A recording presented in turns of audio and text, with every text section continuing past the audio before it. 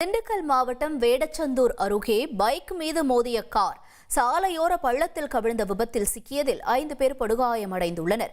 இதுகுறித்த கூடுதல் தகவல்களை செய்தியாளர் சுமித் ஏசுராஜா வழங்கிட கேட்கலாம். வணக்கம் சுமித், என்ன நிகழ்ந்தது? விபத்து தொடர்பான தகவல்களை பகிர்ந்துக்கோங்க. வணக்கம். கிருஷ்ணகிரி மாவட்டம் ஒசூர் பகுதியைச் சேர்ந்தவர் சத்யபிரியா. இவர் இன்னைக்கு தனது மகள்களான ட்ரினிட்டி, ஷிர்லி ஆகியோருடன் ஒரு கார்ல சொந்த வேலையா மதுரைக்கு சென்றாரு. அந்த காரை அதே பகுதியைச் சேர்ந்த சல்மான் என்பவர் ஓட்டிச் சென்றார். கரூர் திண்டுக்கல் தேசிய நெடுஞ்சாலையில வேடசந்தூர் பக்கத்துல இருக்க விடுதலைப்பட்டி பகுதியில கார் சென்று கொண்டிருந்தது. அப்போது காருக்கு முன்னால எத்தலாம்பட்டியைச் சேர்ந்த காமராஜ் என்பவர் ஒரு இருசக்கர வாகனத்துல சென்று இருந்தாரு. அப்போ திடீரென கார் அந்த இருசக்கர வாகனத்தின் மீது பயங்கரமா மோதிருக்கு.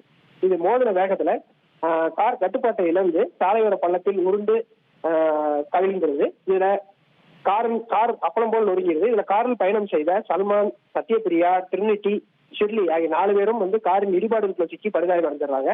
அதே மாதிரி பைக் ஓட்டிட்டு போன காமராஜர் தூக்கி வீசப்பட்டு படுகாயம் அடைஞ்சாரு.